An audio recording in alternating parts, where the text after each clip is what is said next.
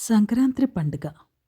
సంక్రాంతి పండుగ అంటేనే సూర్యుడు మకర రాశిలోకి ప్రవేశించడం, అంటే ఉత్తరాయణ పుణ్యకాలం ప్రారంభం కావడం, పంటల కోత, ప్రకృతి, పశువులకు కృతజ్ఞతలు చెప్పడం, సాంప్రదాయాలను పాటించడం, బంధుమిత్రులు, కుటుంబ సభ్యులతో ఆనందంగా గడపడం, బంధాలను బలోపేతం చేసుకోవడం, దాన ధర్మాలు చేయడం, చెడును విడిచిపెట్టి మంచిని ఆహ్వానించడం, జీవితాలకు కొత్త శోభను స్వాగతించడం.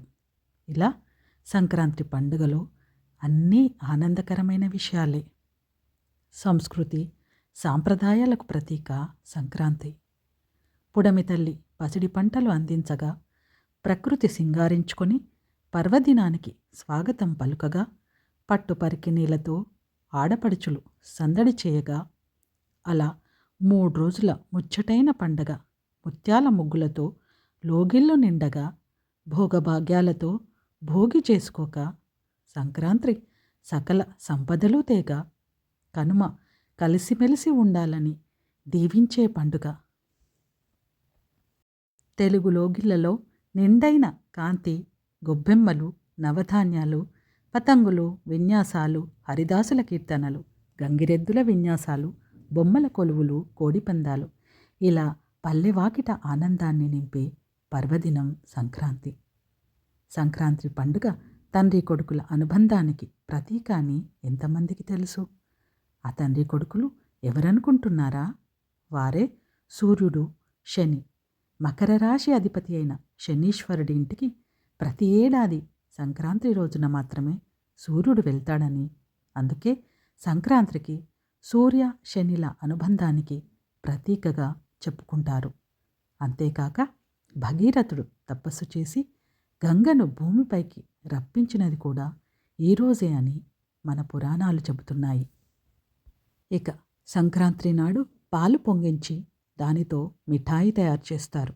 దాదాపుగా అందరి ఇళ్లలో అరిసెలు, సేమియా పాయసం, పరమాన్నం, పులిహోర, గారెలు మొదలైన వంటకాలు చేసి కొత్త బట్టలు ధరించి ఈ పండుగను ఆస్వాదిస్తారు.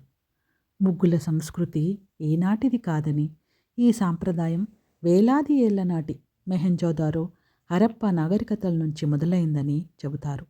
ఇదే సంస్కృతిని నేడు దేశమంతటా వివిధ రాష్ట్రాల్లో జరుపుకునే భోగి, సంక్రాంతి, కనుమల రోజు ఆడపడుచులు తమ ఇళ్ల ముందు రంగురంగుల రంగవల్లులను వేస్తారు. వీటి మధ్యలో గొబ్బెమ్మలను ఉంచుతారు. ఇక ముగ్గును లక్ష్మీదేవికి చిహ్నంగా భావిస్తారు. గొబ్బెమ్మలను పూజిస్తే శుభాలు కలుగుతాయన్నది నమ్మకం.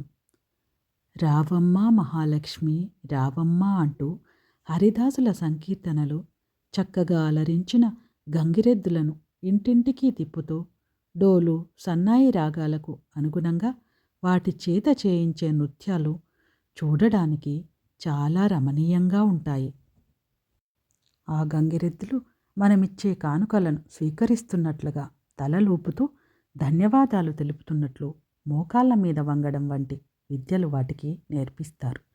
అయ్యగారికి దండం పెట్టు, అమ్మవారికి దండం పెట్టంటూ గంగిరెద్దుల వాళ్ళు సందడి చేస్తారు. కొత్త ధాన్యం వచ్చిన సంతోషంతో మనము వారికి ధాన్యం ఇస్తాము. ఈ పండుగను పంటల పండుగ అని, మార్పు తెచ్చే పండుగ అని కూడా అంటారు.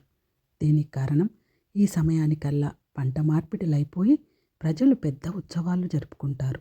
ఈ రోజున పంటల్లో వారికి సహాయపడిన వారికి కృతజ్ఞత తెలుపుతారు. పంటల్లో పశువులు చాలా పెద్ద పాత్ర పోషిస్తాయి. అందువల్ల పండగ తర్వాతి రోజు వాటి కోసమే, అదే కనుమ పండుగ అని పిలువబడుతుంది. మొదటి రోజు భూమికి, రెండవ రోజు మనకు, మూడవ రోజు పాడి పశువులకు. అవి మనకంటే ఉన్నత స్థాయిలో ఉంచబడ్డాయి. ఎందుకంటే వాటి వల్ల మనం జీవిస్తూ ఉన్నాం. మన వల్ల అవి జీవిస్తూ లేవు. మనం ఇక్కడ లేకపోతే అవన్నీ స్వతంత్రంగా సంతోషంగా ఉంటాయి. కానీ అవి లేకపోతే మనము జీవించలేం. పవిత్ర ధనుర్మాసం వ్రతానికి ముగింపు పలికేది కూడా సంక్రాంతి రోజునే. ఆ రోజున గోదా కళ్యాణం చేసి వ్రతాన్ని పరిసమాప్తి చేస్తారు. ఎన్నో విశిష్టతలు ఉన్నాయి కాబట్టే ఈ పండుగను పెద్ద పండుగ అని గర్వంగా చెప్పుకుంటారు.